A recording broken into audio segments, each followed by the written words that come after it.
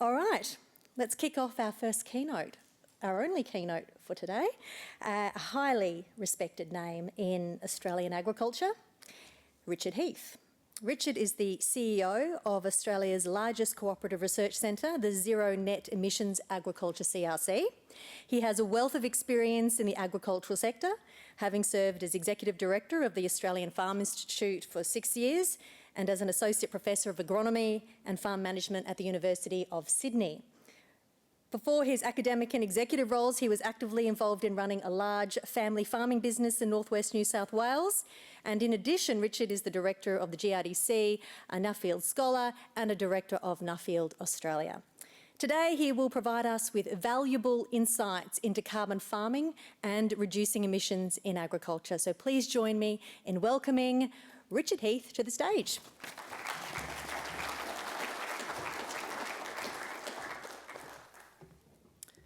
Thanks, Annabelle, and thanks for the opportunity to come and talk with you today about the zero net emissions from Ag CRC. I'm going to talk mostly about what we're about, what we're going to be doing, some of the opportunities that are there now, and a little bit just about the why, why this is such an important thing and how this CRC has come about in the first place.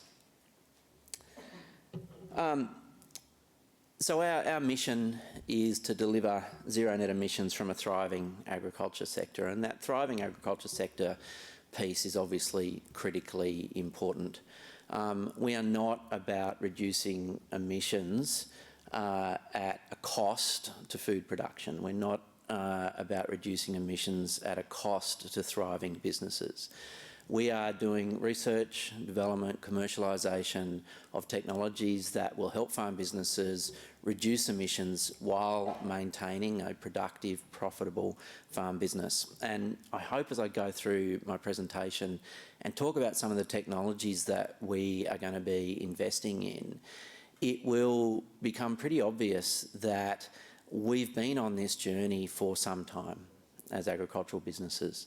That virtually everything that we do to improve our farming practice has an emissions dividend, and that practices that reduce emissions are more productive.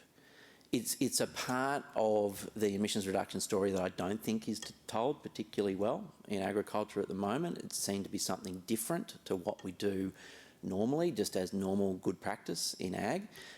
For me, those two things are one and the same almost always. So I'll go through some of the projects that we're going to be doing, and hopefully that'll sort of really pick up that message as we go through. Now, CRCs, I hope that most of you would have some awareness of what a cooperative research centre is. It's a program that's administered by the Department of Industry from federal government. They run funding rounds every year. You get a whole bunch of partners that get together and propose a research program around a particular topic. The success of the bid, whether it gets up or not, is largely based on the extent of the partnerships and the question that's being asked. This CRC has received the largest ever amount of funding from the Commonwealth Government, which I think is an indicator both of the size of the problem, but also just the extent of the network that was able to be pulled together in putting this bid together. So you can see the partner network there. It's huge. We've got 11 universities, 8 state governments, including the South Australian government, that are involved as research partners, so all the state governments around Australia. We've also got federal departments as well, and then we've got a whole heap of industry partners and supply chain partners down to farming groups, and we've got a couple of South Australian based farming groups there as well that are partners that are going to help us deliver the research. All right, why do we need to do this? Why do we need to reduce emissions? Emissions are contributing to global warming, and agriculture contributes about 17% of emissions nationally. Now, so it is a significant part of the emission story. The thing that's going to be difficult for agriculture as we go forward as well is that number, no matter how good we get, no matter how much we improve, is going to keep increasing. And that is because virtually every other part of the economy has technology solutions and technology pathways that are being delivered to reduce their emissions. Agriculture is a biological system. we are always going to have greenhouse gas emissions. It's just a fact of biology, it's a fact of nature, that animals will produce methane, that there will be carbon emitted from cropping cycles. We can get better at doing it, and we can sequester a lot of that back in so that the net situation gets better and better. But the absolute emissions as a share of the economy's emissions from agriculture is going to continue to get bigger as other industries decarbonise, which is going to make us a focus. And so we need to have a good story to tell to alleviate that focus. Where are the emissions? I'm sure, as all of you are aware, it's mostly methane. In Australian agriculture, 77% of greenhouse gas emissions are methane. Nitrous oxide takes up the bulk of the rest of it from a range of sources, fertilizer inefficiencies mostly, and then a little bit of carbon dioxide as well. So our research programs, what are we going to be doing? What are we going to be investing in to address this problem? Most of our, we're a whole of agriculture CRC, and we work right across the country. So we're going to invest where the emissions are mostly, which is mostly methane. And so that's predominantly where our investment is going to be, but we will also be doing stuff on nitrous oxide. We will also be doing stuff on carbon dioxide and other opportunities that there might be. We have 4 fundamental research programs. They are low emissions plant solutions, and I'll go through some of these in detail in a minute. Towards methane-free cattle and sheep, whole farm mixed enterprises, systems analysis, delivering value from net zero, and then a couple of enabling functions as well that I'll go through. So research program 1, low emissions plant solutions. So while I just talked about most of our research going towards methane reduction, our biggest research program is actually low emissions plant solutions. And that is because one of the big low-hanging fruit areas to reduce methane is actually the plants and animals graze. There is huge variability in the potential of different species of plants in terms of how they're digested by animals and then how much methane is produced as a result. We know a lot, we know some about that already in terms of which plants are better than others, and there's a lot of breeding effort going into improving those and getting them into more widely placed into farming systems where you are improving pastures and sowing pastures. We know very little at the moment about native systems and about the differences in native pasture systems between different species and their methane potential. So we're going to be doing a lot of work in understanding that to begin with, because once we have that knowledge, then it opens up all sorts of possibilities about what you can do with native systems, how you graze those landscapes to enhance that background population of plants that are better for methane production, for instance. So I'm just going to run through a couple of projects in each program just to give you a flavour of the sorts of things we're going to be investing in. This is not our full research portfolio. We've got about 15 projects that have been established in our foundational research portfolio. These are just a few of them to give you a flavour, and I've sort of tried to pick out ones that might be a bit more particularly relevant to this area here. So fertilizer evaluation. Now this was our very first project that we invested in, which I think was really appropriate because one of the huge issues that we have in understanding the emissions profile of Australian agriculture is being able to measure it. Measuring emissions is really difficult at scale in the field. Measuring nitrous oxide coming out of farming systems, there is nothing really that is commercially applicable at scale that you can go and say definitively how much nitrous oxide has been emitted. That is a big issue when you have so many new products now that are being put in the marketplace that purport to be better for nitrous oxide emissions. We need to be able to measure that, and we need to be able to measure that confidently. So this project, Short Sharp project, is developing a field-scale methodology that will be able to do that.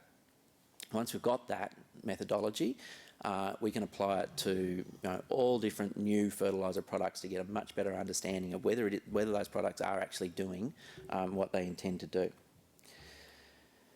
Waste to fertiliser innovation for low emission farming. So, this is part of the circular economy concept, which we're particularly interested in as well, about how we use waste products from agriculture to produce fertilisers which work better for nitrous oxide emissions anyway. And there's actually a double benefit in that work, because that waste would normally emit quite a lot of emissions anyway, just as a waste product. And if you're not using that waste product as fertiliser and you're using synthetic fertilisers, then those fertilisers are generally not as good for nitrous oxide emissions either. So you're getting a double negative impact of doing that. So if we can turn that waste product into a fertiliser, avoid the emissions just of it as waste, and also reduce the emissions when you use it as fertiliser, then that's a huge benefit as well.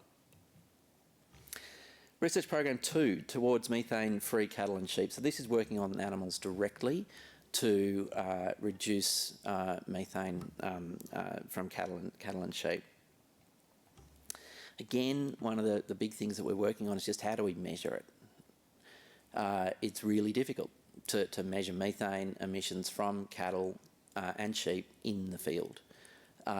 There's, again, lots and lots of new products coming out there because it's such a big issue globally. Lots of startups, lots of investment working or going into how we can do that. We are going to be developing our own methodologies and looking at tools that can do that as well. This particular project is working with dairy cattle, and it's doing things like spectroscopy of milk, because it turns out that that's actually a really good indicator of the methane that's emitted from dairy cattle, and looking at laser tools that can be used in the field as well to measure methane. And by doing those two things together, then we can understand whether those tools are going into the field, how effective they are, and they can be applied then, further than just the dairy industry. Biodegradable solutions for low emissions livestock. So I'm sure you've all heard about the range of supplements and additives now that are available for feed that go towards reducing methane emissions, things like Asparagopsis and Bovaer. They work. There's no question that they work, but they are very difficult to apply in anything that's more, that's beyond an intensive system where you're seeing the cattle every day, you're feeding them, so dairies, feedlots, etc. So how you get those supplements into animals in pasture, much more sort of large-scale systems, is something that a problem that we really need to solve. So this particular project is looking at biodegradable biopolymers that the substances are embedded into and made into a bolus, put in the animals, and that'll degrade over sort of periods of 6 to 9 months. So it really solves that delivery problem over time to get those compounds that we know work into animals at scale. Research Program 3 is our whole farm and mixed enterprise systems analysis. Now, this is really the glue that holds a lot of the CRC together. This is going to be looking at the accounting systems, the calculators, the emissions factor development that go towards understanding the industry emissions profile, and actually feeds into the national inventory on greenhouse gas from agriculture.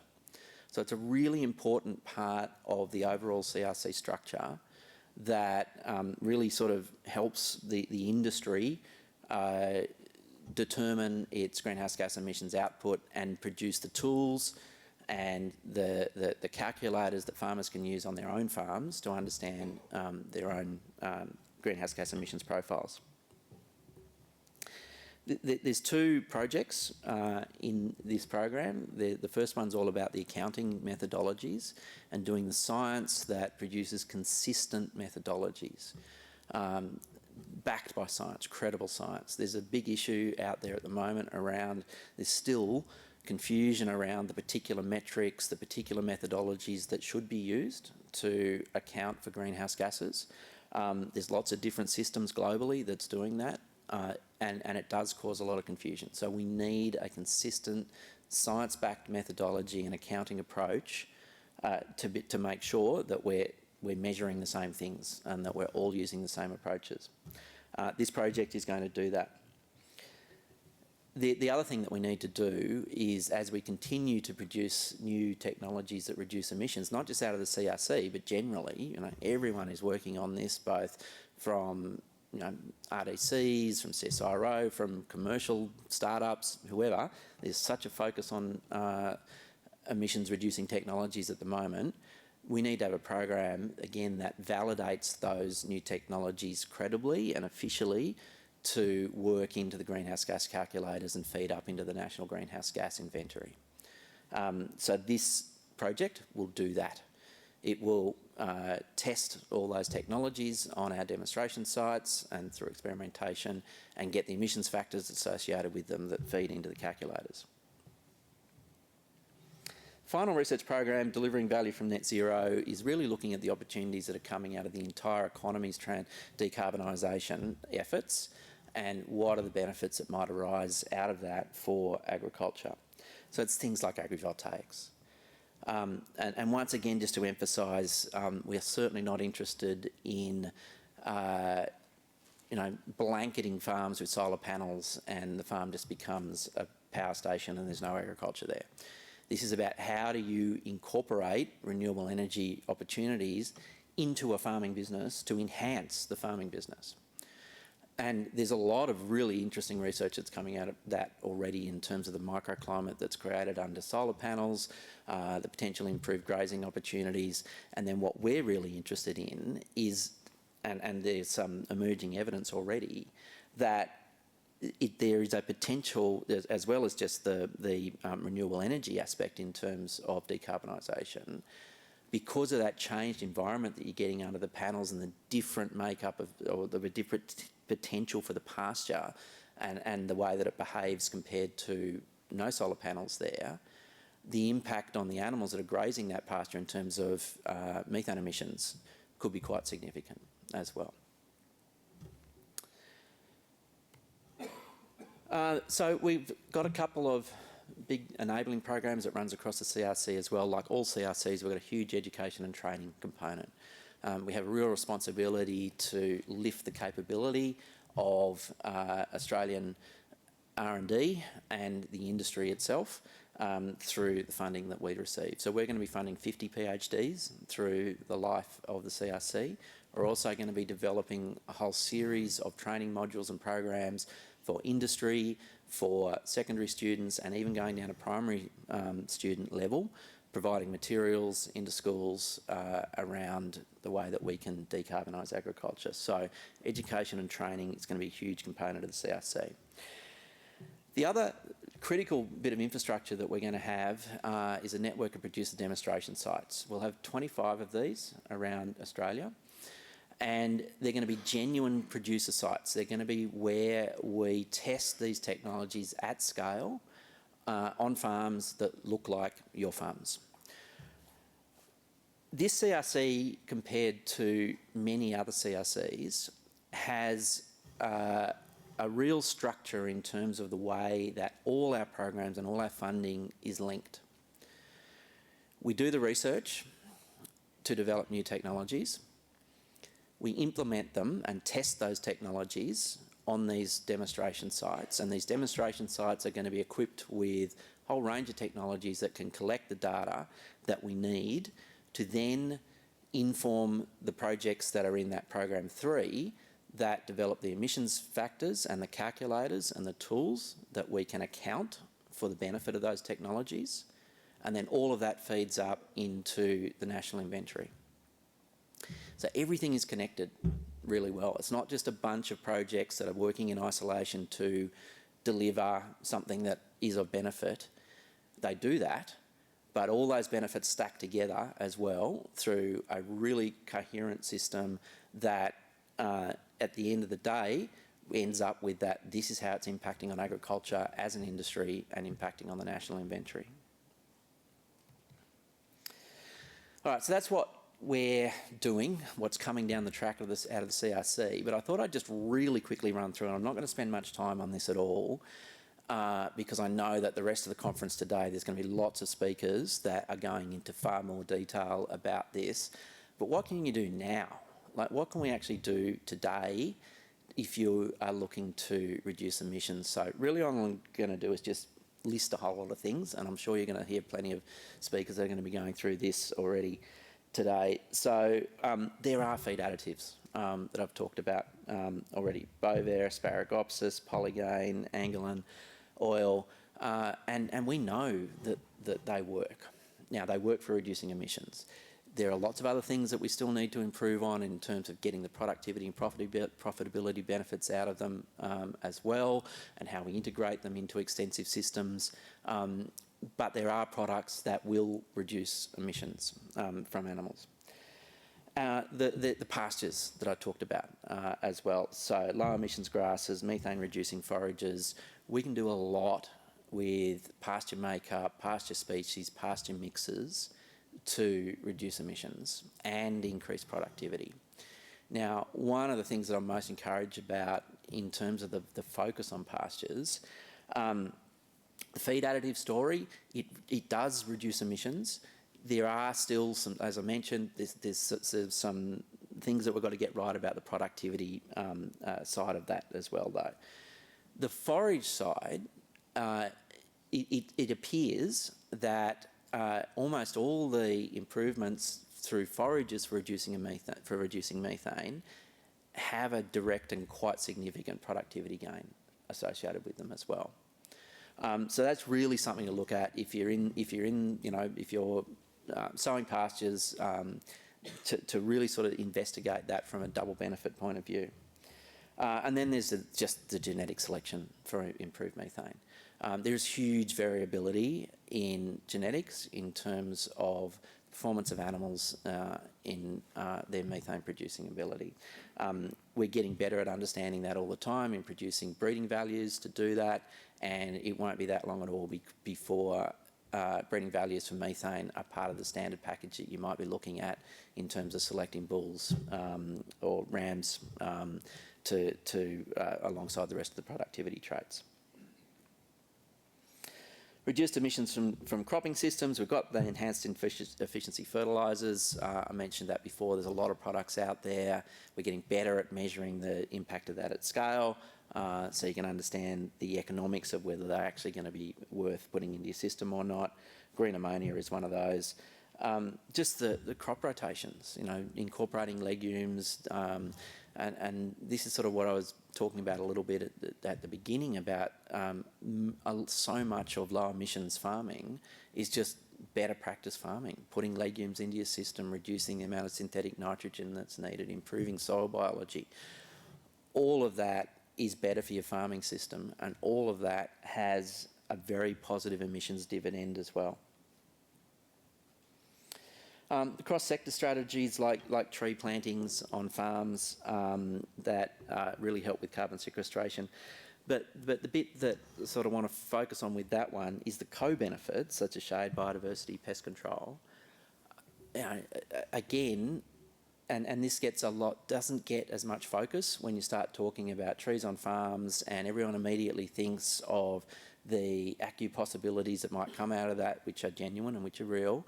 But what doesn't get talked about quite so much in the same way is that, by putting tree belts in, shelter belts, that sort of thing, and getting a lot of the beneficial insects and stuff that helps with integrated pest management so that you don't have to spray as often, that's an emissions dividend. It's a very significant emissions dividend as well. We absolutely need to get better at accounting for that and understanding whether that can actually be quantified in a way and get methodologies around it so that we can talk about that a lot more quantitatively. But it is definitely a positive emissions story that is over and above just the sequestration value that you get out of it. Now I'm going to finish with this. You'll notice straight away that this is a very different slide to the rest, and this is because it's not my slide. I'm not going to take credit for this. This is a slide from Frank Mitlomer, who is a very well-known researcher on air quality and emissions from UC Davis in California. And I'm putting this one up because I sort of just wanted to finish a little bit on the whole story around net zero and why I still maintain that it is a critically important thing that we need to focus on as an industry. Because I'm sure that you all would have seen it's a continual focus politically. We've had Barnaby Joyce with his private members bill in the last couple of days causing a bit of a circus in the federal parliament trying to get rid of net zero. We've got lots of a big push to sort of reverse a lot of the language around net zero. We can never forget in all of this the fundamental basis and reason that net zero has been created around, and that is that we are experiencing a climate crisis, that we are experiencing global warming.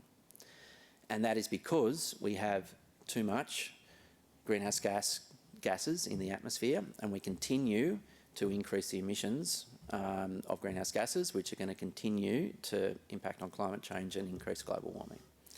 The only way that we can reverse that is to reduce the amount of greenhouse gases in the atmosphere. And even if we do that, and even if we do that pretty soon, we are still going to have, for some substantial period of time, significant global warming because of the amount of greenhouse gases that are in the atmosphere. So this slide shows the range of possibilities for emissions scenarios for carbon dioxide and methane, and the consequence on the warming potential of doing so. So the first one, the top slide is the emissions profile, and then the slide underneath it is the warming consequence of that. So you've got carbon dioxide and methane. If we do nothing, they keep increasing, warming goes up. It's obvious. And accelerates with carbon dioxide, goes up at a steady state with methane. Now, the reason that it accelerates with carbon dioxide and goes at a steady state with methane is methane breaks down really quickly in the atmosphere, turns into carbon dioxide. Carbon dioxide stays as carbon dioxide, and it stays for a really, really, really long time, thousands and thousands of years. And so it builds up over time, the warming potential over time increases. So if we, instead of doing that, get emissions under control and we keep them at a steady state, essentially where they are now, because of the way that methane behaves in the atmosphere and breaks down really quickly into carbon dioxide, if we keep methane at a steady state, the warming potential from methane stays at a steady state. Carbon dioxide will continue to increase the warming potential because of that fact that it stays in the atmosphere for so long and there's so much there already. If we manage to reduce emissions, the warming potential from carbon dioxide is going to continue to increase still for a long time.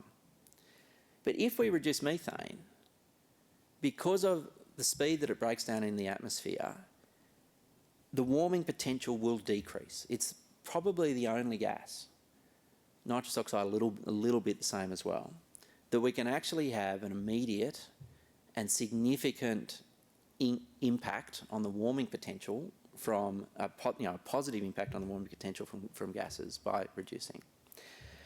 So you will see a lot of the debate that's out there all the time at the moment about methane needs to be treated differently because it's biogenic, it breaks down really quickly, there shouldn't be the same pressure on zero net emissions. Now, I actually think that that is right to an extent. I think it does need to be treated differently from an accounting point of view. It is not the same as fossil methane. It's a cycle, it breaks down quickly, and the way that it's accounted for should be different.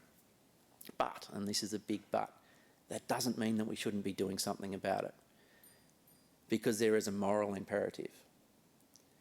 If we know that and we have the technologies to be able to reduce methane over time in a profitable and productive way, and we choose not to because we disagree with the net zero picture, then I don't believe that we have any basis as an industry to be able to say credibly that we are concerned about passing on our farms to future generations.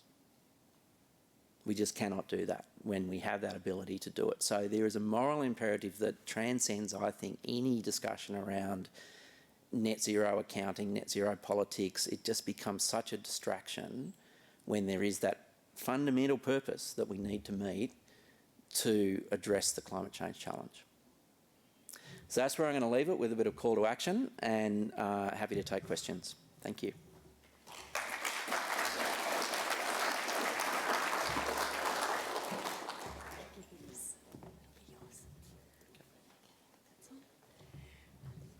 And if you want to stand over in the centre of the stage. Yes, sure. Yeah. Thank you, Richard. It's extremely informative presentation and a great overview of what's to come for the rest of the day. Before I ask my question, is there any burning questions from the audience? We'd love to hear from you. I think we have. Oh, yes. Fantastic. I've got a microphone. I'm coming.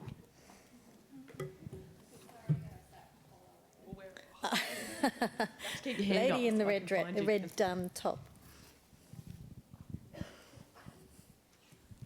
I put 3 questions in Slido, but hopefully others are too. But anyway, I'll go with my first one. In regards to ag emissions, where are ag-related land clearing emissions counted? Does that add to that 17%? And are we acknowledging that as a sector? No, that's actually totally separate. That's in the LULUCF, to use the acronym category, land use and land use change. And that's actually positive because of the strange way that the accounting rules work. Because I don't know how much detail you want me to go into, but basically when the date that we measure it from, there was an assumed rate of land clearing that was going to continue. Largely because of laws in Queensland and Western New South Wales that ban a lot of that land clearing. The rate of clearing is a lot less than what was expected, and so the way the accounting works out, that's been a net gain for emissions. But it's not counted in the agriculture sector, which is completely wrong, I believe. It's one of the big sort of...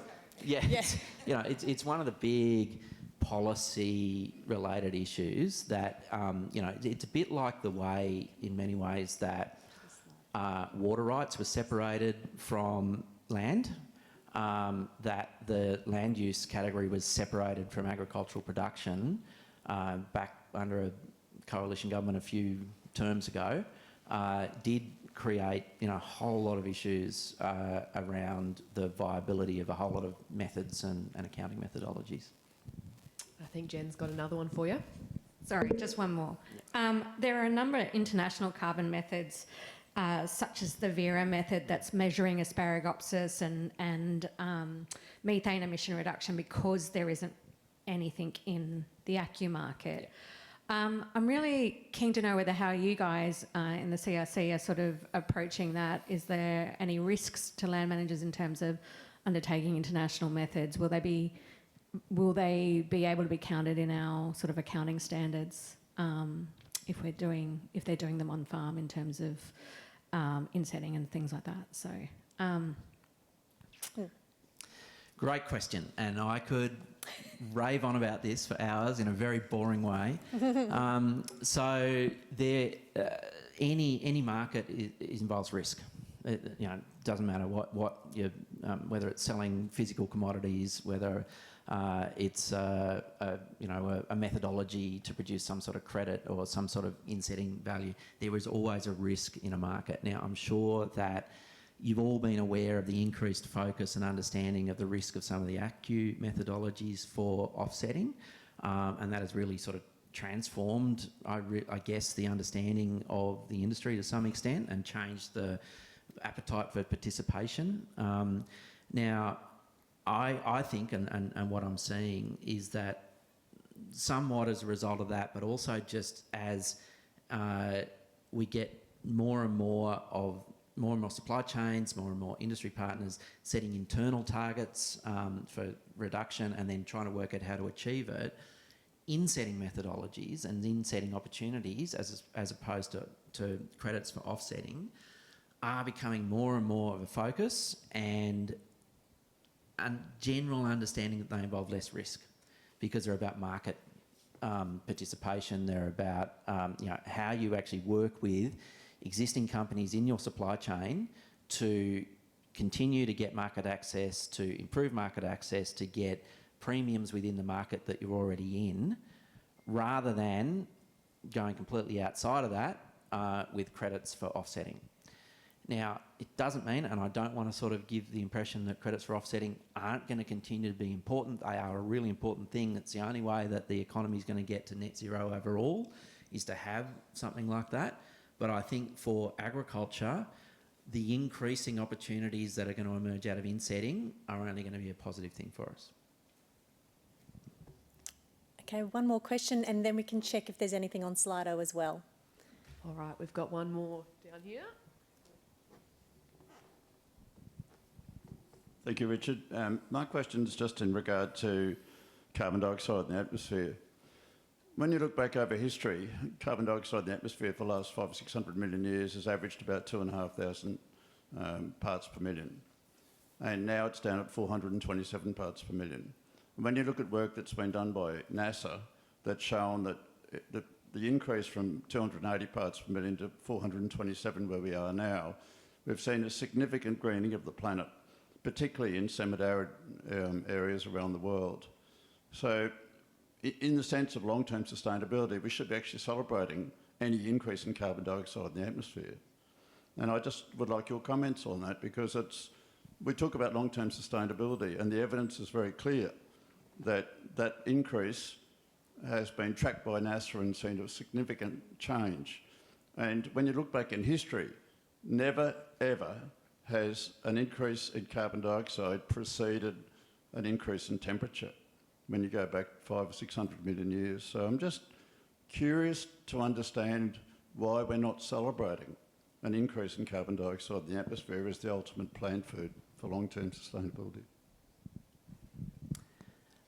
We have also never ever in history had a rate of increase as fast as we have now, ever. That is the difference. We have put so much, not just carbon dioxide, but all greenhouse gases into the atmosphere at such a rate that the corresponding temperature increase that has gone with that has been so fast, again, that we have never had the rate of temperature increase that we've had before. We have never seen before, as much as we can say never, you know, all of this is based, it's pretty dodgy when you start looking about millions of years and try to understand what actually happened then. We've got a pretty good idea. But the rate of change of the impact on the climate, you know, as far as we know, it's worse than we've ever had before. Yes, carbon dioxide is a plant food.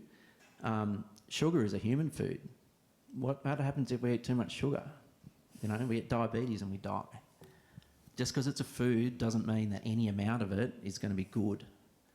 We can suffocate ourselves with too much of a good thing, and that is exactly what is happening now. Does that answer your question, sir? Sort of. Any questions from Slido? No? Yes, there is? Yes, sorry, Yep. I was just trying to work out how to turn the microphone on. Okay. So we've got a question here. As a grain grower, I'm interested in how diesel emissions fit into the zero net emissions picture and the strategy for the CRC. Yeah, so look, we don't actually have any research milestones directly related to diesel emissions, so we're not going to be doing anything on that directly. We may have some work just around renewable fuel opportunities and how they can be produced on farm. So hydrogen, for instance, is one of the things that we're looking at, but the actual diesel emissions is not within our scope. I think we'll have to finish it there because we need to move on to our next speaker. But before we go, Richard, just to recap, you probably mentioned this in your presentation, how many years of research is going to be happening with the CRC? Yes, sorry, I should have mentioned that. It's a 10-year program. We're 1 year in, so we've got 9 years left of the actual Commonwealth grant, and then we'll see what happens after that. 9 years. Yeah. So if there are farmers listening to this today and you're doing all this research, it's research in progress, should they be waiting till 9 years until it's all done and dusted, or what should they be doing? Absolutely not. So our producer demonstration sites are being contracted as we speak, and as soon as they're operating, we're going to have opportunities through field days and other events on all those sites to come and see the sorts of technologies that are available. We're also going to be doing, lots of other extension events, publications that will show you what you can do right now. One of the things that we'll be releasing later this year is a pathway to zero net emission stocktake, which will have information about all the technologies that you could use today if you want to. So no, we'll be producing stuff all the way through the length of the CRC. Richard, thank you very much for your time. Thank you.